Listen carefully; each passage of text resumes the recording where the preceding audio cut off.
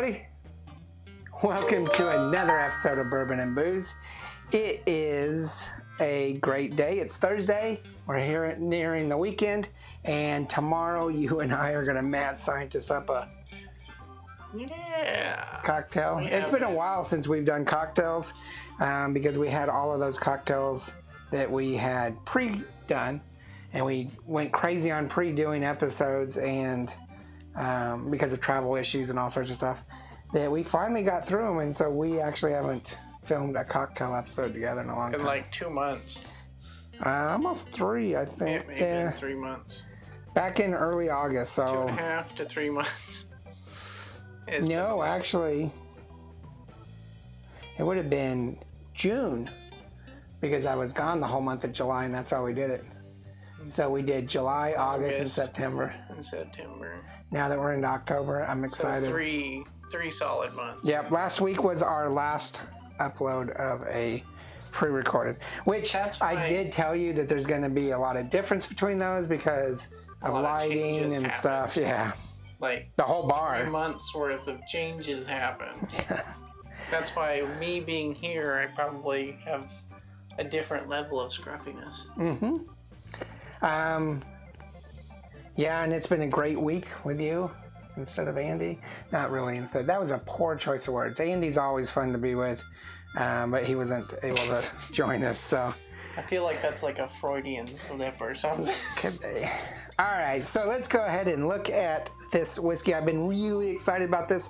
I went to Tennessee back in March, I guess, and my wife and I wanted to go to this bar, or this distillery / bar, and because of COVID, it wasn't open.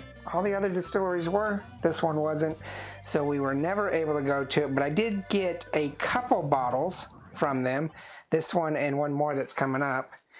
And this is the Blue Note small batch. So if you've had Blue Note or you're excited about Tennessee whiskeys, make sure you do hit that like and subscribe. It means a lot to us. We're hitting a milestone soon, and I really, really am getting excited.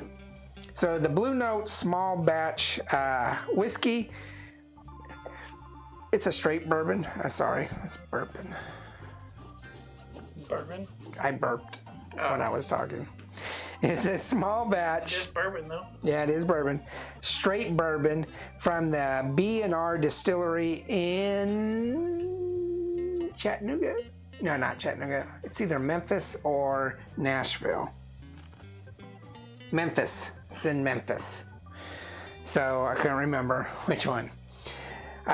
This came in at 46.5 proof, so 93 proof, 46.5% or 93 proof.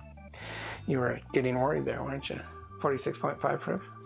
That would be a very mild liqueur. Yeah. No, 46.5% or 93 proof, aged 9 years, and it comes in at a whopping reasonable $57.99. That's reasonable, but that is going to make it a 1 barrel on cost. Let's see. Oh, I even wrote Memphis, Tennessee right there. Look in there. Yeah. Okay, so we're going to go ahead and do the review, and the review material will be off to my side, but we talked through it all, so. When Andy's not here, the only one messing up is you. That's true. It's true. That is true. See if I can do your magic. There's not always a pull tab, but the last one did have a pull tab. And when there's not always a pull tab, I have money. Or you have what? Money, like a quarter, or a watch, or a knife. You were just flaunting that you had money, and I'm like, that's a little weird. I'm married with kids. I have no money. My baby son sucks the life out of me when it comes to money. My little baby boy. Right. All right, so we'll go ahead and do the review, and we'll talk this out as we go along. It's a 1 barrel on cost. We always look at aroma, flavor, and bite. It's got a really nice color to it for 9 years. Super nice color. Yeah. Very clear too. Yeah, it's got some nice legs, but Has an interesting far away smell. Smells you can like catch it around the glass without even smelling it. yeah, smells like a perfect Kentucky Tennessee bourbon. Obviously, this is Tennessee, and I believe it's a Tennessee. Well, it's a bourbon. I don't know how the filtering goes with it. Sometimes when it's charcoal filtered like Jack Daniels, they don't really like to call it a bourbon, but Is this charcoal filter? I don't know. Oh. I never got to go to the distillery. But it smells like Jack Daniels was one of the very, very few that did charcoal filter. No, quite a few do. More than you know in Tennessee. In the same way, or It's part of the way... when they toss chunks of charcoal Same wood way. in there. No, same way. Okay. So to be classified as a Tennessee whiskey, it has to be charcoal filtered. Really? Just like every state has a specific law about what you could... Otherwise, you know, a California Law company... or regulation? Regulations. Okay, because there's a big difference. So that prevents like a California company from coming out with a Texas whiskey. Because What is there's the Texas regulation? Texas regulations is it has to be Texas grains, Texas distilled, and Texas aged. So you can make a whiskey in Texas without all those things, and it's just going to be classified as a Texas whiskey, even though it's all made in Texas. This says unfiltered, which is hard to believe because there's no heavy floaties in it. So if it's unfiltered, there's not even a charcoal filter. So this is not going to be classified as Tennessee whiskey. But it smells like a nice, Even though it's a perfect Tennessee bourbon. whiskey. So I'm getting the bourbon notes of dark cherry, molasses, some almost a cognac funkiness berry to it. I was catching that around the glass was a fruity type Not of thing. not but, berry, but grape-ish, Yeah. cognac-ish. But I'm not now. I don't have the nose. for Little this. vanilla and a little spearmint, but not much. So it smells like a bourbon.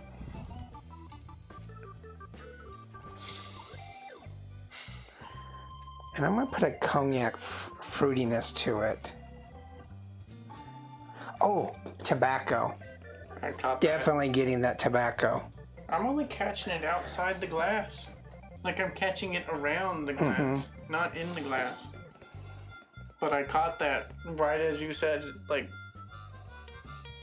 I caught a thing that can be associated with cigar smoke. I wonder if that cognac-y, fruity aroma we're getting is actually like a leather.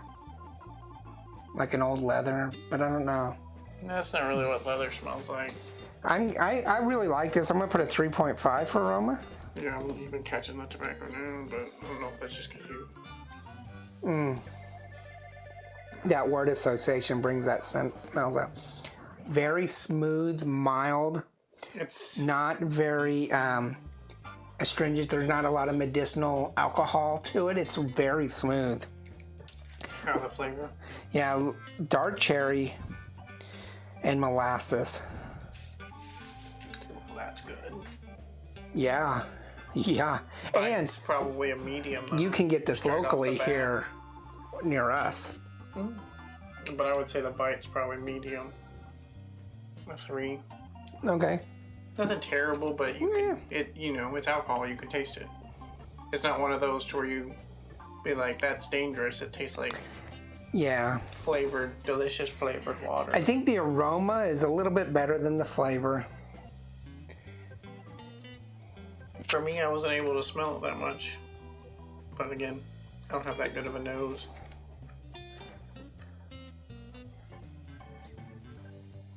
The flavor's really good, though. It is really good. And it does have a complexity to it. Yeah. Almost like, I don't know, a nice herbally maltiness to it. I wouldn't say herbal for me. But like a maltiness. Maybe malty, yeah. But still that bitterness of a bourbon. Water tends to enrich the flavor and increase the bite. So make the flavors a little bit more richer and concentrated. It doesn't change the aroma much, but enriches the flavor and makes it a bite. So overall, this is going to be, because of the price points, it's going to be a 3-barrel solid. Across the board. Actually, it's less. It's going to be 10.5 points, so it's actually a 2.75, and there's no way in hell this is a 2.75. This is definitely a 3, if not a 3.5 barrel. I'm going to stick with the 3. We'll revisit it later down the line. How much is the cost? It's a 1 barrel. It's $60. Yeah, 3. So probably. even if it was a 2 barrel, it would still be a 3. You're not going to raise it that much. No, it's a solid 3, and Yeah. I'll go hesitant 3.5. Yeah, it's a solid 3. We're going to keep it, but it is probably one of my new favorite, which changes every time we do one, but one of my new favorite drinking whiskeys for everyday drinking. Oh yeah, this is just straight up good. Yeah. That price point though. Like I say, it's available to us. It's probably available to you. I think it's probably got a national distribution, maybe even international. Check it out. I've actually seen it on some online companies, like I think Craft Distillers. I think that's the name of it. You can get craft distilleries shipped to you. I think it's on Caskers and Drizzly, so you can possibly get it even if you're not, if it's not in your local store. But it is in our store here in Texas. So tell us what you think in the comments. Let us know if you have the same kind of thoughts as we do. I haven't really seen a lot of reviews for this anywhere, but that's not to say there isn't. We do have one more coming up from the B&R Distillery that I'm super excited for. It's their premiere one. Oh, we might actually have 2 more, but I don't know. It's their premiere one, so we'll check that out in the coming weeks. Check out Instagram, Facebook, Twitter, and merchandise, and also all of our other videos Monday through Friday. Cocktails are tomorrow. And remember, there's no... You have any last comments? This is good. Okay. Remember, there's no bad whiskey. There's only good whiskey and great whiskey, and this is really good whiskey. Cheers. They're really good.